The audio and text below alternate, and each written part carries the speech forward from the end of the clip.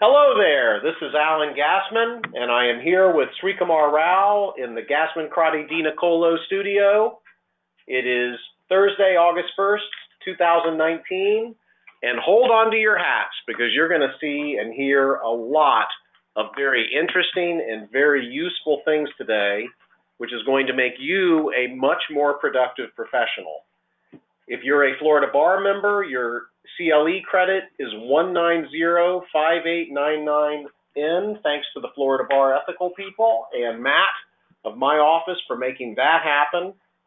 I have a biography here of Srikumar Rao.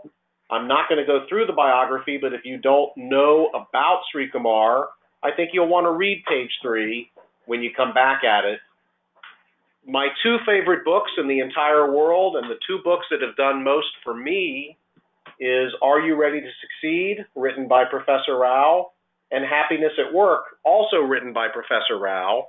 I strongly recommend that you go to Amazon and get these books and read them, and we're going to talk a little bit about these books during the program. Now, for those of you who are lawyers, obviously you recognize disciplinary rules and ethical considerations, and we know the disciplinary rules and ethical considerations. The hard part is maybe interpreting them as a little hard, and following them all the time apparently is very, very difficult. So while Professor Rao is a world-known expert on ethics, we're not really going to talk a lot exactly about ethics today.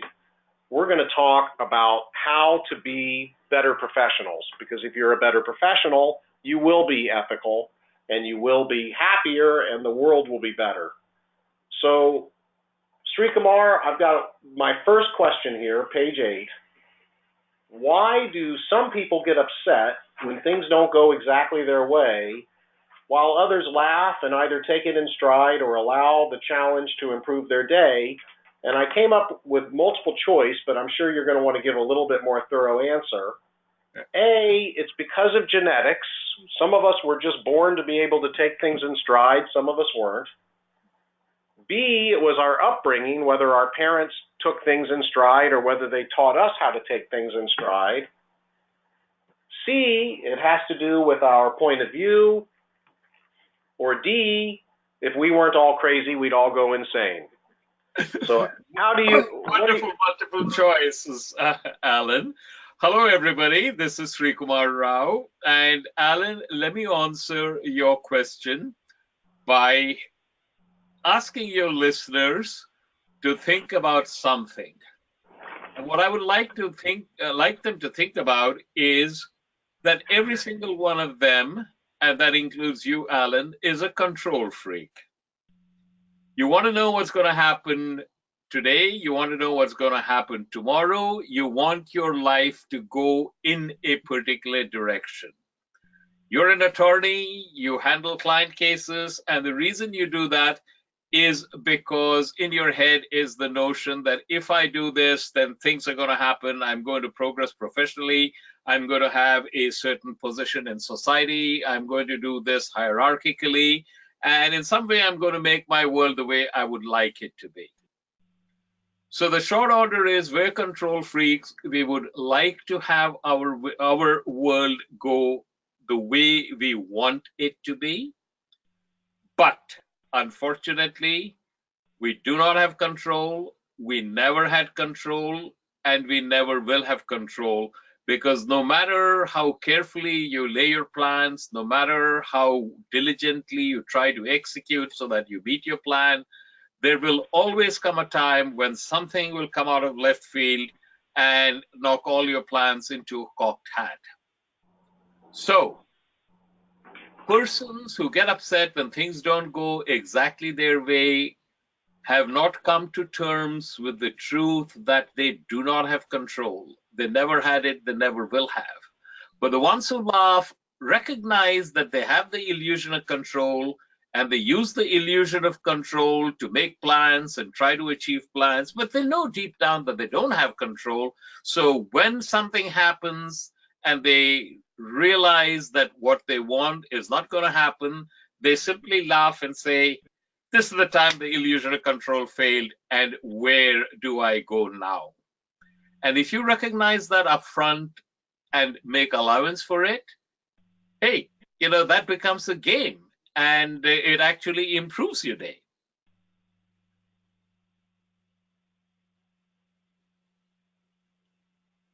That's very helpful, Srikumar. Thank you. How do I explain this to a client who may not be quite as sophisticated as the average listener here today? Or how do you explain that to a small child?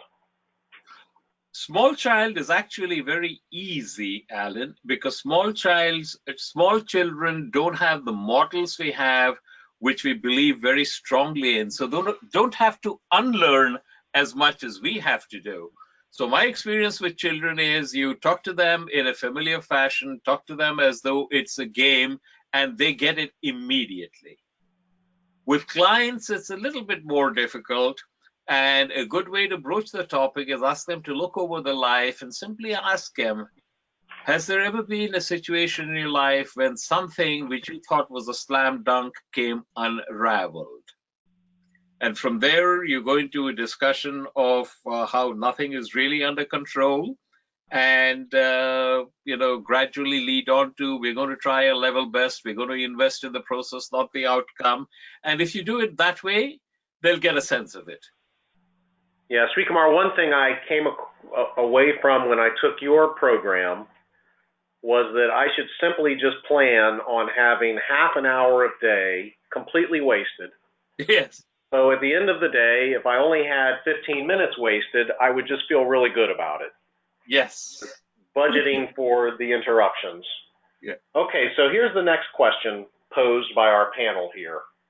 And by the way, for the viewers, I'm in a conference room with 3 law students and another experienced lawyer.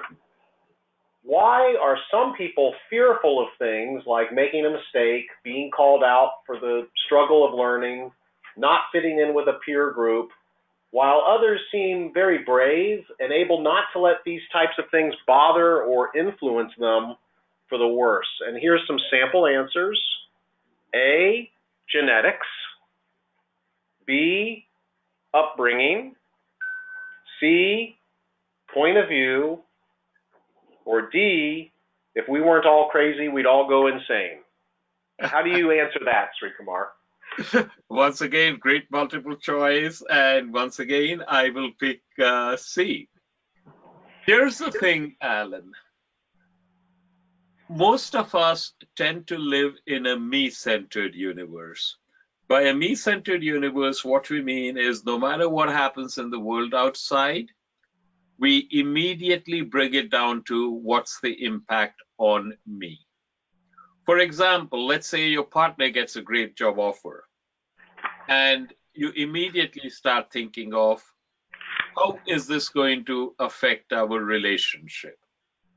No matter what happens, we have an incredible capacity to bring it down to what's the impact on me.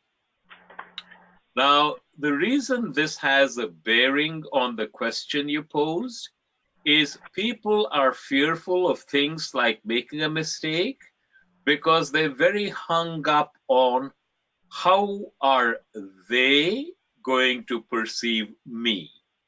How am I going to be regarded? That's being me-centered. If instead of that you think of whatever it is that I have to contribute, can I really make a difference in this person's life? Can I help this person in any way? And if that is what you're focusing on, you don't have time to ask, what are they thinking of me? And therefore, you're not fearful. So the ones who seem very brave and able not to let such things bother them, odds are pretty darn good that they are focusing on something outside of themselves. And it's a wonderful thing if they're focusing on how can I make a real positive difference in the lives of the people with whom I'm interacting. And when you do that, you just stop being fearful. I see. It comes down to that question, what's best for everybody? Exactly correct. Now, how would you explain that to a teenager? Once again, teenagers are particularly easy to explain this to because they are so hung up on being well regarded and belonging in a peer group. It's so much in their uppermost in their mind that when you specifically point out that this is exactly what's happening, they get it immediately. It may not be easy for them to drop it, but they get it immediately. And if you want to make a change, understanding it, being aware of it, and getting it is the first important step. Okay, great. Let's go to question number 3. This was from Tina. Why is it that some people are happy 85% of the time and don't lose their happiness when they have challenges or setbacks, while others seem unhappy 85% of the time and even less happy when there are setbacks? And the answers are, as you can guess, A, is it genetics? B, is it upbringing? C, is it point of view? Or D, if we weren't all crazy, we'd all go insane. So what's your pick in this one, Alan? Well, you know, before I took your course, I thought a lot of it had to do with A and B. Yeah. But after your course, I decided that it was C. And I'm with you there, Alan. In fact, I'm going to go beyond the question and share something really valuable with your group. I'm going to show them how they can have a terrific day every day. And there's a very simple way you can have a terrific day every day. And the way you have a terrific day every day is you get up in the morning and you decide that you're going to have a terrific day. It's as simple as that. Now, most of us make a crucial mistake in that we think 2 things are necessary for us to have a terrific day, but those 2 things have nothing to do with whether or not you have a terrific day. Those 2 things are the following. Number 1, our firm belief that stuff should happen that I want to have happen. And number 2, stuff should not happen that I don't want to have happen. Now, we already talked about we don't have any control. We never had any control. We never will have any control. So as long as we're in the human predicament, stuff will happen. But if stuff happens, and it does not have to influence whether or not you have a terrific day.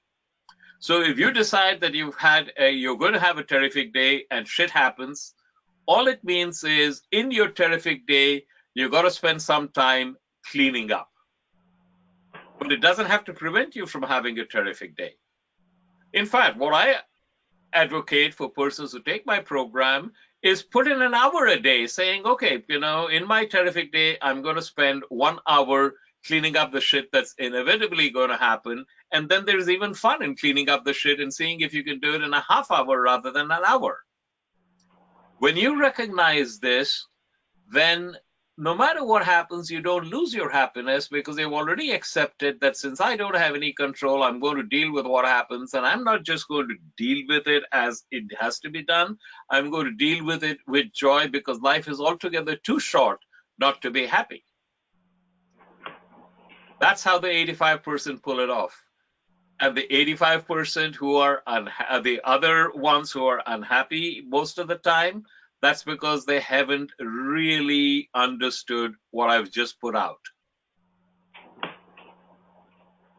Srikumar, I know you've told a story about taking your family out to dinner and having a great time and fun because of bad service. Mm-hmm. Do you want to talk about that a little bit, about how, you look at something that's frustrating and decide how that can become humorous? Oh, absolutely. So what happened is that I'd gone out to dinner with my daughter, and it was a special occasion. I forget which. It was her birthday. She'd accomplished something. It was a special occasion. And we went to a nice restaurant. The food and the service was normally very good, but this time it wasn't. The service was pretty bad. The waitress mixed up the order, and when we pointed it out, she said, well, I got it right. You didn't order it properly. And my daughter was getting very upset and thinking in terms of don't leave any tip or report it to the manager and so on. And I listened to that and I gently said, this is a good restaurant. We generally have great service. And something must be really wrong in our waitress's life if she behaved the way she did. And we started talking about that. And then I told my daughter, I'll bet you $50 that I can make her smile in 30 seconds. And my daughter took it immediately. She thought it was a slam dunk. And the waitress was at another table, and I went up to her, and in less than 10 seconds, she had a really broad smile. And I collected from my daughter. And now what happens is every time we go out for a meal, if the service is bad, it becomes a game. Can we get the waitress to smile?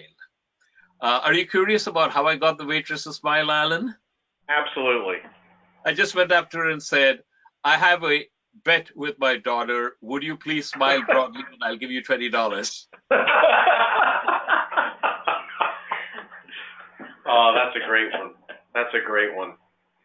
But it entirely changed our perspective on what happens when we have bad service, because instead of now getting upset, we're getting in things of, well, can we make the waiter or the waitress smile? In other words, we made a game out of it, and this you can use in any number of situations, Alan. Something I'll mention, Srikumar, that I also saw in your program is that a lot of people have what you call a mental model, that they have to do certain things, and they don't like doing all those things. And sometimes it's a matter of making a list of all the things you do and what you like to do and what you don't like to do, and deciding that you don't necessarily have to do some of the things that you thought you had to do. You don't necessarily have to have Thanksgiving with some cousins that you don't really care for. You don't necessarily have to answer your phone calls within 20 minutes. When you first practiced law, you did, but now 20 years later, people will wait for you. So Srikumar, on this same topic, there's a lot of unhappiness because people want a lot of things that money can buy. And I know that you were raised and initially educated in India with a little bit different culture than we have. I know you got a physics degree in India, and then you got scholarships to go to Columbia University. You got a master's degree in business, and then a PhD in marketing. Yes. But you're not all about money, even though you came here and went to Columbia Business School and Marketing School.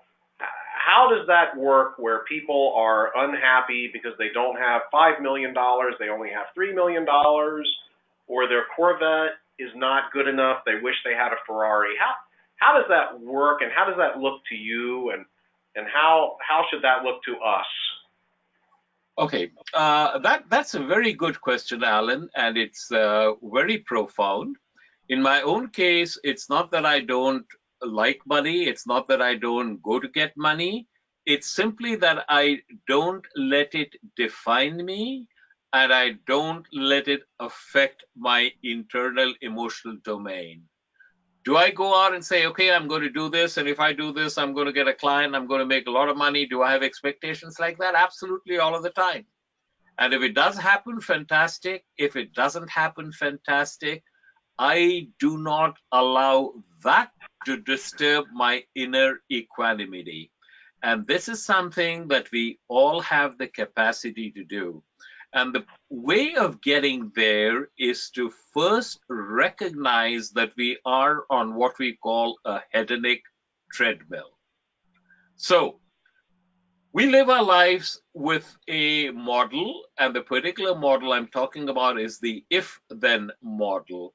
And the if-then model says, if this happens, I will be happy.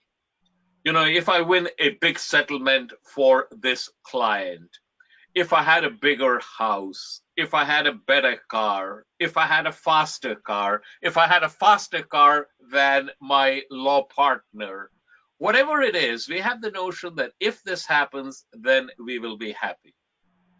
Go back in your life, Alan, and I'm sure you can recall lots of instances in the past where you really wanted something and you got it.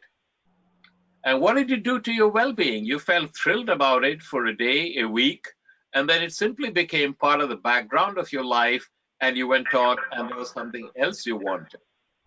This happens to us all the time, and if we consciously examine our life, we will see that this is the case. And then we recognize that the if-then model is fundamentally broken. But we don't recognize that the model is broken. We think we have to put something different on the if side of the equation.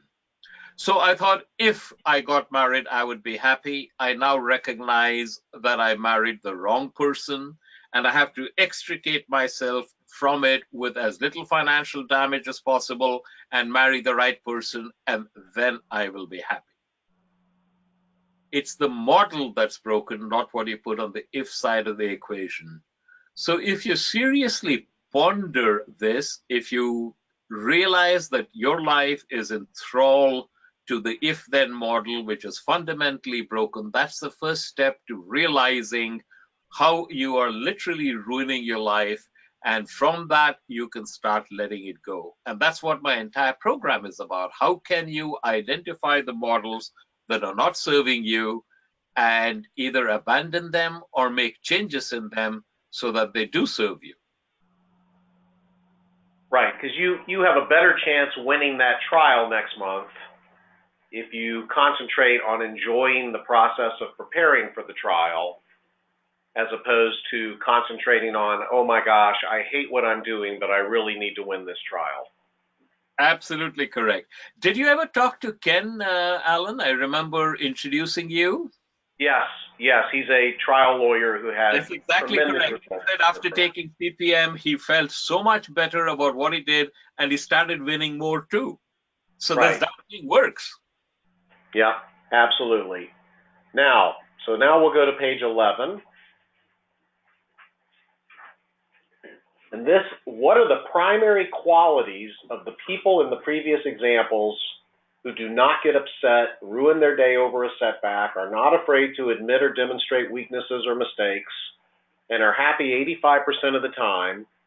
A sound system of self-communication. B, a recognition that setbacks and adversity can provide fuel for challenge and positivity. C, a learned and practice-enhanced decision to be positive and be ready for challenges and adversities, and to have the daily experience be the most important aspect of the performance.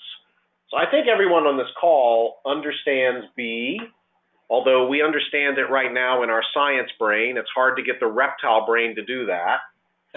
I think we understand C. It all sounds great, but I'm still going to get pissed off tomorrow morning if my garage door opener doesn't work and I have to go through the side door. So Srikumar, what is this section A here, a sound system of self-communication? Actually, for this question, I would say all of the above, Alan. The primary quality of people who do not get upset and ruin their day is that they actively recognize the concepts I've already shared with you and they think about it. Once you become aware that you're using a model which is not serving you well, you start playing games in your head and you start recognizing when you're using a model that is not serving you well. And when initially what happens is something happens and you recognize you used a model that wasn't serving you well, then you graduate to the stage where you recognize that you are using a model that is not serving you well. And then you come to the point where you recognize you're about to use a model that doesn't serve you well, and you make a quick change. So when you're aware of it, when the kind of thinking that I'm sharing with you and your listeners becomes ingrained in you, you will find that changes start happening both in how you react to the world and therefore how the world reacts to you. Your experience of life changes. Do you want to talk a little bit about mental chatter? Yes. Mental chatter is an internal monologue that we have going on in our head all the time. It begins when we get up in the morning, is with us throughout the day, and is with us when we go to bed at night. And sometimes it's so loud that it prevents us from going to sleep. And mental chat is the kind of thing that says, when you get up in the morning, oh God, gotta get up. I don't want to get up. Can I get another half hour? Let me hit the snooze button. Oh, darn it, there's so much work I have to do, and I'm behind on all the work that I have to do. All of this stuff is mental chatter. We've always had it, and it's so much a part of our life that most of us don't even recognize we have it until, as I explicitly pointed it out, as I just did. Now, the thing about mental chatter is that it's so ubiquitous and so much a part of our life that we tend to ignore it. We suppress it, we work around it, we live our lives as best we can and ignore it. And that's a mistake, because mental chatter is the way we use to tell a story to ourselves. But we don't recognize that this is a story we're telling ourselves. We think this is reality. And that's where we run into, and we get upset over setbacks that we have, and we are afraid to demonstrate weaknesses. So, take one thing. Why are we afraid to demonstrate weaknesses?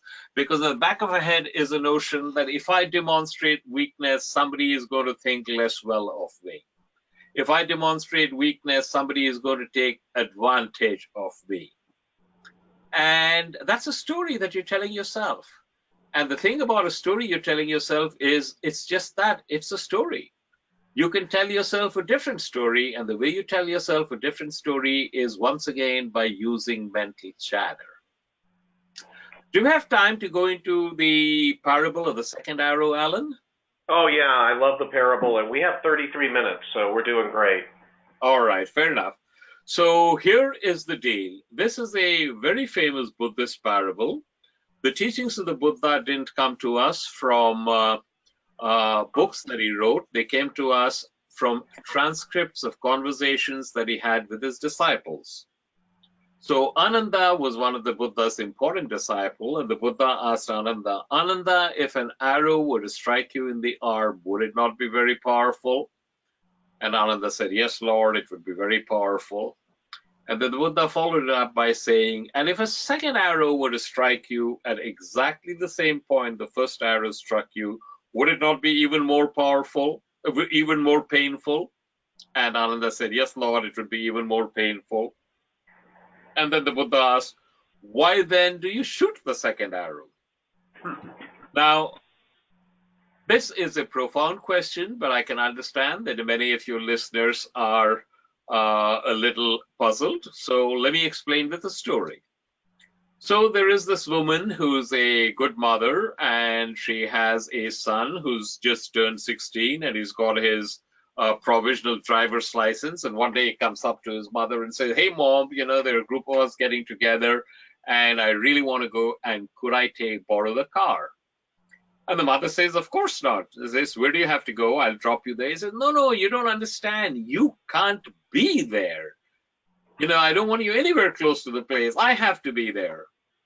And the mother says, okay, take a cab. And the son says, no, that doesn't work. I got to have a car. He wants to show off his car. And you know how teenagers are. They beg, they plead, they cajole. And the mother slowly started giving way, and she took promises from him. No drinking. No, mother, no drinking, no beer at all. And you got to come back by 10 o'clock. Yes, I'll be back by 10 o'clock. And finally, reluctantly, she gives him the keys. And of course, he goes out there and he has too many beers, and he totally forgets about the 10 p.m. curfew. And he's coming back and gets into a serious accident and has to be operated on immediately. And the mother is with him when he's being operated on, and when he's in the recovery room, she comes back home to have a quick shower and go back. And when she's home, her best friend calls. And the best friend says, what kind of a mother are you? How could you have given him the keys when you knew he didn't have any driving experience? You're not a mother, you're a murderer. Now, are you shocked that a friend would call at such a time and say something like that? Probably, but you'd be much less surprised if I said it wasn't her friend who told her that, it's what she told herself. That is the second arrow, and we're constantly shooting it at ourselves. It's bad enough that she has a son who's had an accident and is seriously injured, but telling herself what she just did is the second arrow. Doesn't help. It certainly makes things a lot worse. We are all in the habit of shooting second, third, and fourth arrows at ourselves. And the interesting thing about it is the second arrow is always delivered by means of mental chatter. So once you start becoming aware of your mental chatter, once you see that you're shooting second arrows at yourself, you can decide to stop. It takes a lot of practice because you're ingrained into this from a very young age. But if you're aware of it and you start working at it, you can make enormous strides. You've had experience of this yourself, Alan. Yes, and I have many clients who I have told that story to and said, stop shooting the second arrow. The mistake was made. You've paid the price emotionally. You have to decide how much more you want to pay the price emotionally. It's just my job to help you pay the price financially. Yep, And that's a very good way of putting it. Yeah, and they come in so upset, and I say, well, what is your net worth? Well, my net worth is $10 million. Okay, I think the maximum exposure here is $1 million. When you were in high school, did you ever think you would be worth $9 million? No, I never thought I'd even be worth $1 million. I can't believe I'm worth 10 million. Okay, so how many nights are you going to lose sleep, and how many days are you going to ruin your life and your family's life over $1 million when you're only going to be down to 9 million? This is not like cancer of the arm, it's cancer of the pinky. Yes. So stop shooting the second arrow, and that's a really good story for it.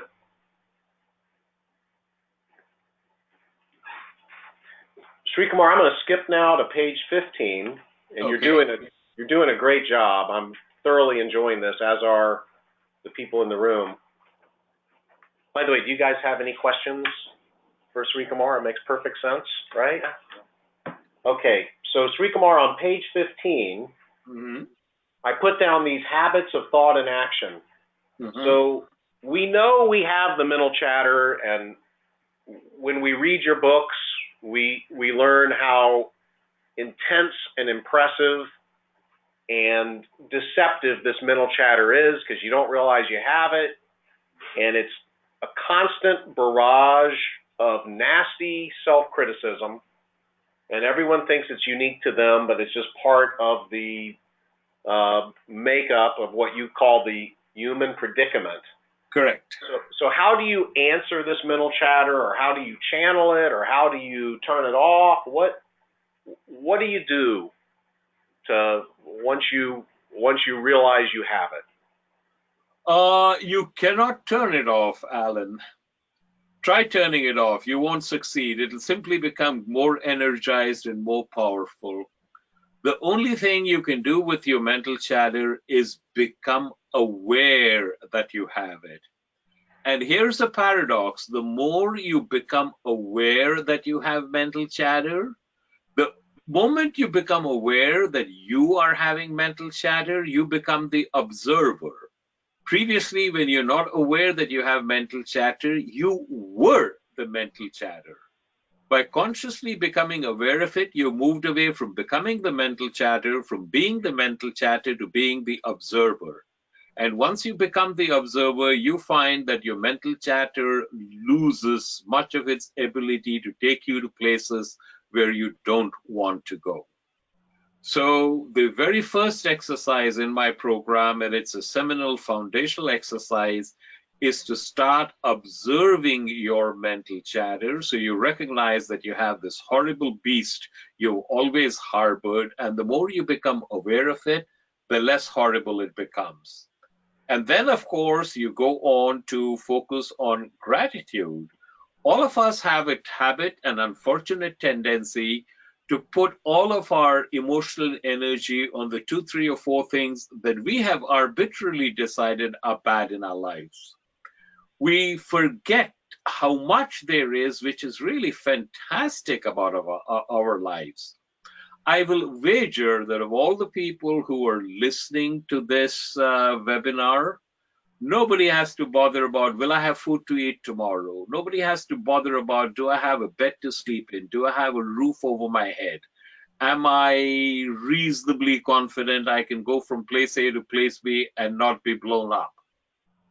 You recognize that any one of these things is a big deal in a big chunk of the world today? Of course you do. Once you point it out, they all say, yes, I'm very privileged. But you don't feel privileged. You feel put upon, you feel stressed out. And the reason this is because where is your attention? Where do you pour your emotional energy? And we all pour our emotional energy on the 2, 3, or 4 things that we think are wrong in our lives and totally ignore the 50, 60, or 200 things which are damn good. So what I advocate persons doing is to consciously think about how many things are good in their life and feel gratitude for it. I advocate doing this just before you go to bed at night. Now, the vast majority of people who come to my program, and I'll wager the vast majority of people who are listening to this webinar are type A people who live in their heads. And if you're a left brain type A person who lives in his or her head, there is a tendency to think gratitude rather than feel gratitude. So you can't go good health, check, roof overhead, check, bed to sleep in, check. It doesn't work like that. You actually have to feel it rather than think it. And it takes some doing before you get to the point where you experience it rather than you think it. But when you get to that point, you will find that you sleep better. And when you get up in the morning, don't go immediately to the place of there's too much to do and I don't have enough time to do it all. Bring back that feeling of gratitude. What I advocate for persons in my program is that the default emotional domain be one of appreciation and gratitude. Because recognize, Alan, when you're being appreciative and grateful, you're not being frustrated, you're not being angry, you're not being depressed, you're not being overwhelmed, you're not being stressed out. Right. That's a very good point. Sometimes, how do you go from the mode of being the unhappy participant in circumstances beyond your control to the mode of watching yourself being the participant? Because when you're watching yourself being the participant, you don't have to be angry, you don't have to be upset, you don't have to worry about consequences, you just watch. Exactly correct. How do you become the observer? Takes a lot of practice, Alan. That's why it's a foundational exercise. So begin right now. Just understand that there is mental chatter going inside your head, and you are not your mental chatter. And you're going to lose this many times. So what I do is when I was initially starting out, I have a smartphone, and I'm sure all of your listeners have smartphones. Go to the alarm section and set up a bunch of alarms at random times during the day. And each time the beeper goes off, use that as a trigger to observe your mental chatter rather than be your mental chatter. And as you start doing this, you will notice that your mental chatter can frequently drag you to places that you don't want to go. And the moment you recognize that it is your mental chatter and not you, you rob it of its power to take you where you don't want to go. A lot of the time when we're doing something distasteful, the reason we find it so onerous is because of our mental chatter, which goes, I don't want to do this. Why do I have to do this? There are better things for me to do. I hate doing it. That's nothing but mental chatter. So if you can simply observe it, and if you know you've got to do something, and whether you like it or not doesn't matter, it's got to get done, just begin. And if you begin and you observe yourself doing it rather than tell yourself how much you dislike it, you'll find that what you previously thought was a really distasteful task stops being that distasteful, and you'll actually get it done. Right. Now, Srikumar, I know when I was in the program, I think there was a lot of great things about it, but probably the best thing you told us was you have to journal every day for a few days to capture this chatter and to capture the gratitude, because something quite magical happens when you put that pen, the pen to the paper, and write down what you're thankful for and write down what you've been saying to yourself to get a grip of it, because at that mode while you're writing, you are the observer. Yes. So that's very helpful.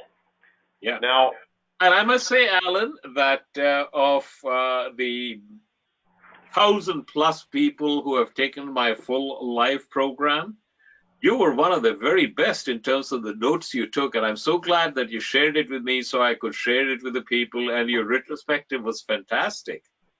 If people did that, I can absolutely guarantee you they will lick this problem cold. Yeah, it just had to do with a lot of writing. So Srikumar, we've got about 20 minutes, and what I want to cover is focus on the process along with actor on the stage. Good thing, bad thing, who knows, and feed the dog, not the wolf. Okay. And then, but first, before I forget, everyone on this call should go to theRaoInstitute.com that you see on page 20, so that you can start getting emails from Srikumar, and then consider, if you want to really have a great experience, you can consider going to his live London program, September, November, and December. On those dates, it's three-day weekends. He also, next year, will have programs in New York and California, I'm sure. But also, at page 22, again, I just don't want to forget, Srikumar has a really good, really effective web-based program, and it's normally $2,500. Let me warn you, it's a lot of work. Don't just sign up for it and think you're going to watch a few videos. If you want to do that, just watch a few videos. But if you want to do a lot of work and really improve where you are and where your family is, etc., consider it. And Srikumar has given us a discount from the $2,500 normal cost to $1,500 if you're a Thursday Report subscriber, and everyone on this call is. So just a word to the wise. But Srikumar, let me go back now. Yeah, I just wanted to add, Alan, that the offer is good, but it's only good till August 15th at 5 p.m. Eastern. Okay. All right. And time is of the essence for those of you who are lawyers. Yes. All right. So tell us a little bit about focusing on the process, and in particular, I've had a lot of success explaining to clients the actor on the stage analogy and experience. If you could just cover that, please. Absolutely. My pleasure, Alan. Most of us tend to live our lives the following way. We set a goal for ourselves and we try very hard to achieve the goal. And sometimes we succeed and sometimes we don't. And we live our lives the following way. I set a goal for myself, I succeeded, life's a blast. I set a goal for myself, I failed, life sucks. So we live in a sinusoidal curve oscillating between elation and despair, and we spend more time at the despair end of the spectrum. It's a lousy way to live. There is an alternative, and the alternative is the following. Set a goal for yourself. By all means, set an ambitious goal, set a stretch goal. But once the goal has been set, forget about the goal. You heard me right, forget about the goal. Because the advantage of setting a goal is that you establish direction. Once the direction has been established, the goal is immaterial. Pour all of your emotional energy instead into what are the actions that I have to undertake in order to meet my goal. And that's where you focus on. When you do that, two things happen. Number one, you actually start enjoying the journey. And number two, the outcome that you want is more likely to come your way. Most of the time, we're so focused, so obsessed with the outcome that we totally miss the journey, and the journey is the only thing we have. You know, people want to climb Mount Everest. Has anyone ever thought about how much time you spend on top of Mount Everest? A few minutes to a half hour max. You get up there, your buddy takes a picture of you, your buddy gets up there, you take a picture of him, and then you're on your way down and you hope you don't get killed by an avalanche. So if you're going to climb Mount Everest, you better enjoy the days and weeks of acclimatization on base camp 1, base camp 2, and so on. Works the same way in life. You set a goal for yourself, you try your level best to achieve it. If you succeed, fantastic. If you don't succeed, fantastic. And when you live life like that, when you invest in the process, not the outcome, every day becomes a blast. Because here is the mistake that most of us make. We think the benefit to setting a goal and trying your level best to achieve it is achieving the goal. That's not true. That's a bonus. The benefit of setting a goal and trying your level best to achieve that goal is the learning and growth that happen to you and in you when you try your level best to achieve that goal. If you actually achieve the goal, that's a bonus. Be grateful, be immensely grateful. If you don't achieve the goal, the learning and growth have happened to you, so you're already ahead of the game. It's a no-lose proposition. That's the way to live life. Can you tell the actor on the stage story? Yes. So let's illustrate with an example, Alan. I am coming up with a new production of Death of a Salesman. So I decide that I'm going to cast you as Willy Loman. Now, if you're Willy Loman in Death of a Salesman, you're a very successful individual, very rich and prosperous, and gradually your life unravels. Your clients leave you, your bank repossesses the car, you have marital problems, you try to commit suicide and you fail, your life is sinking down. Now, if you're acting Willy Loman, you put as much of yourself into it as you can. You really want to feel what Willy Loman feels. But even then, in the back of your head is the notion, if I do a really good job of playing Willy Loman, maybe I'll get an Oscar, right? Yeah. So that's our situation in life. We are all acting a role. If we recognize that we are acting a role, we try our level best to play the role as well as we can, but we really are the actor, not the character. So if you're the actor, you're gold. If you're the character, you're screwed. If you're someone playing Willy Loman and you're doing it to a fantastic degree because you've immersed yourself into it, but you're still acting that, you're gold. But if you become Willy Loman, you're screwed.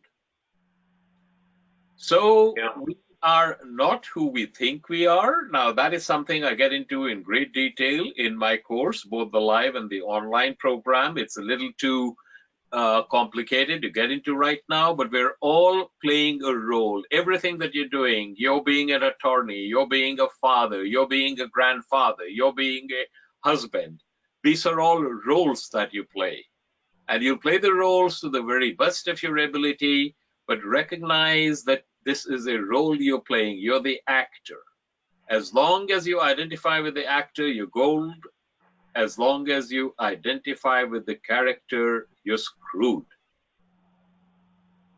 Yeah, and the book Happiness at Work that everyone should definitely read has a really good chapter called The Bard Got It Right, which goes through this story. And I've had tremendous success with clients getting ready for depositions, getting ready for trials, getting ready or really difficult meetings to say, look, just pretend you're the actor, just play the part as best you can, don't worry about what happens.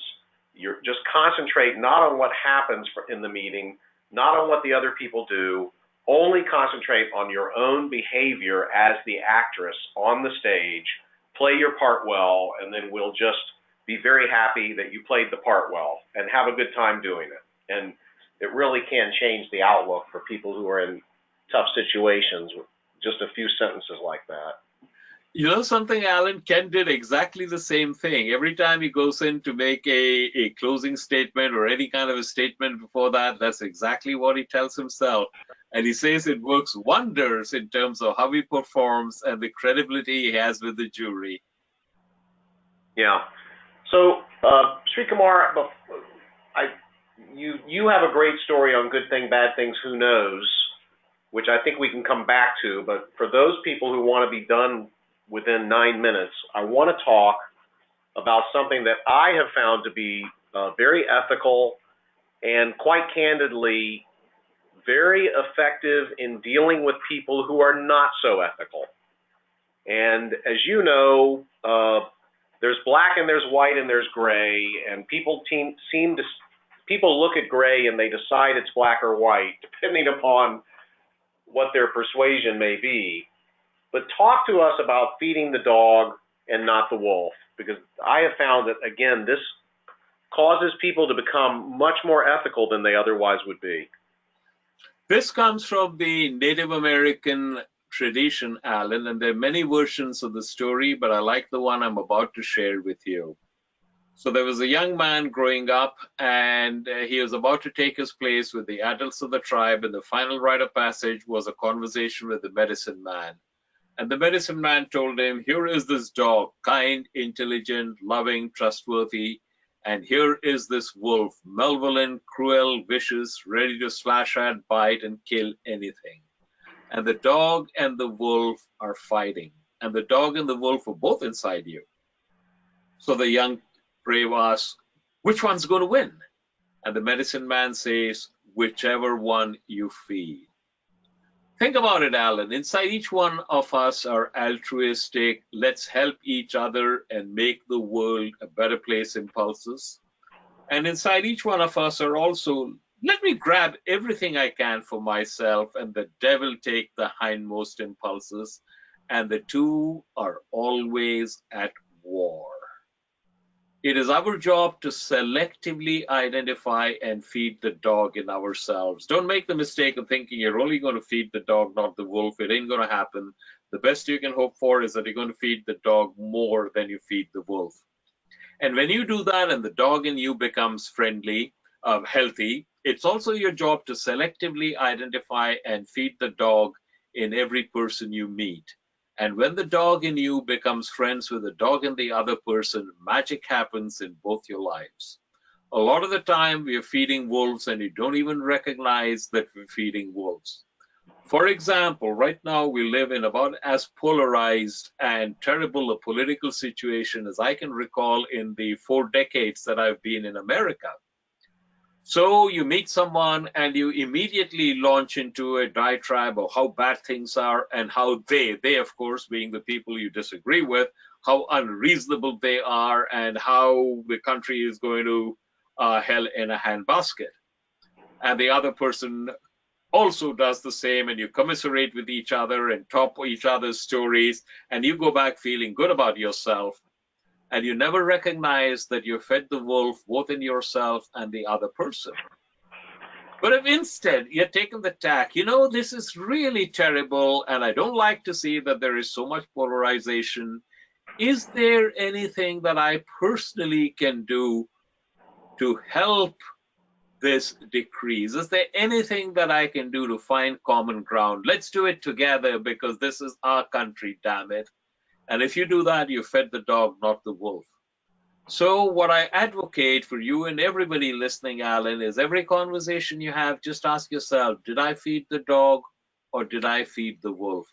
And if you sincerely ask yourself that question, you'll be surprised at how many times the tenor of your conversation, the people with whom you have it, and the result and the impact it has on you and the other person changes.